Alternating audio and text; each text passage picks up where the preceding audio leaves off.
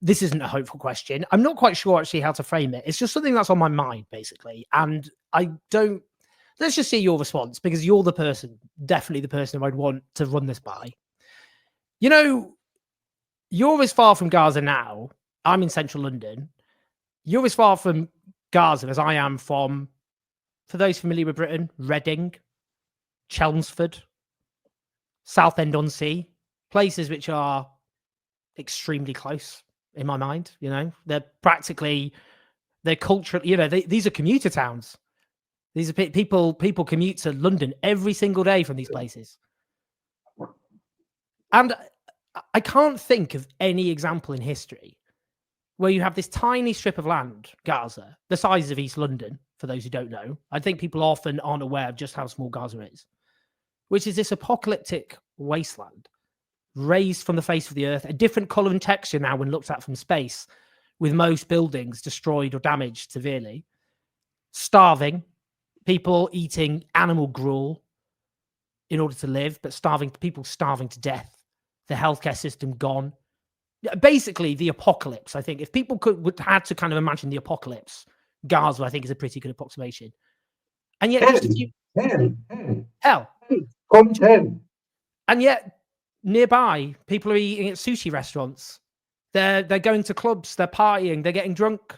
They're going to cinemas. They're going to festivals. They're going for walks. You know, they're going to work, doing mundane jobs or not mundane jobs, whatever. You know, they're living the life of a European. They're living the life of people just outside my window. I can't think of any example in history, actually, of that extreme, you know, to just those alternate realities. And I guess maybe it does link back to what you were saying at the beginning. Maybe that is about, because I don't quite know what the question is, but I think about it a lot. And I wonder what you think. Do you think about that a lot? And do you think that actually something has to give? Because, I mean, there is something particularly unique about that horror. I just want to know what your thoughts are.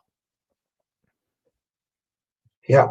First of all, I still remember the service taxi who went every hour from Tel Aviv to Gaza.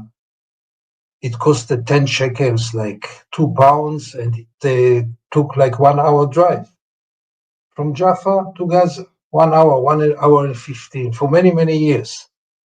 People went there for the shopping. People went there for repairing their cars, treating their teeth. If you ask me about one place on earth that I would like to be now, it would be Gaza. Because my heart is invested there. For years, I went there at least once a week for years and years. And I love this piece of land. I know I can't tell it to Israelis because they think I'm out of my mind. But Gaza is so much different than the West Bank, where I still travel at least once a week. Gaza is something else. And the people of Gaza are different. They live by the beach. They are more open-minded. They have sense of humor. And above all, they suffered much more than the West Bank throughout the years. And they are much more courageous. And there is something in the atmosphere. I mean, only people who know Gaza will understand what I'm talking about. Now, it is 1 hour away from here. I remember times that I used to come back from there and I was paralyzed at least for 1 day. I couldn't go out because also crossing the border with Gaza in times that it was possible was a trauma, a shock, because you move from one world to the other, also in better times, not only now when it's everything really like hell, like apocalypse, but also in former times. It was very hard for me to come back from Gaza and to go out to a restaurant in Tel Aviv. It was really hard. Unfortunately, we get used to everything, and Israelis have a lot of agents who make it easier for them, and above all, obviously, the Israeli media, which voluntarily doesn't show them Gaza. And when you don't see it, it doesn't exist. So Gaza is not in their mind. Gaza is not in the Israeli discourse. Gaza is just a big camp of terrorists that should be killed until the last baby there. This is the Israeli mindset right now. And nobody cares what's going on there. And for me, I feel more lonely than ever in even caring about Gaza because I don't have even common language with my friends to speak about Gaza. So very few of them care about Gaza now. So very few of them are exposed to what's going on there. And really, I think that history will not forget. History will not forget.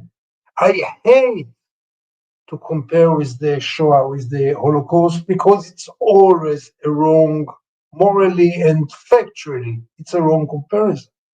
But I must remind you that also in the Holocaust, next to those extermination camps, there was normal life. Dachau was a concentration camp, and next to Dachau there was ordinary life, including this wonderful film about the family of the commander of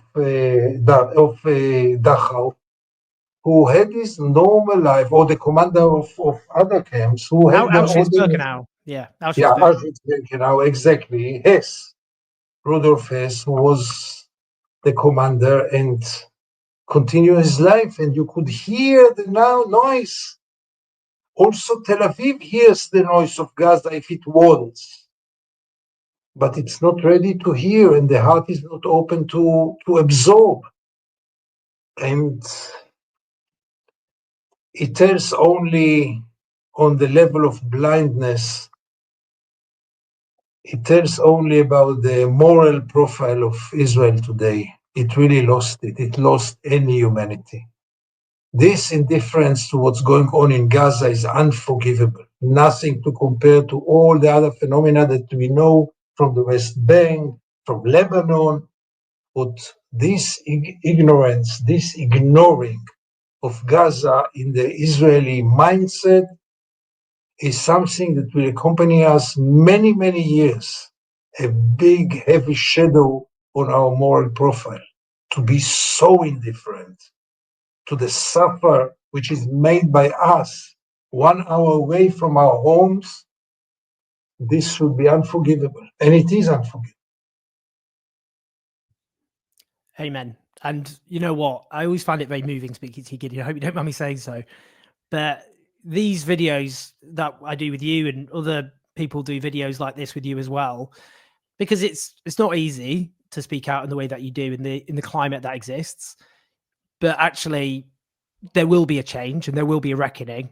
And these are what you're doing is a testimony. You're testifying to the future, and people will listen back and they'll know that there were isolated people with more courage and consistency who spoke out when it was hard to do so. And I think people obviously will be, as people often should be in terms of Britain, the great terrible crimes that Britain has committed all over the world, including just next to an island.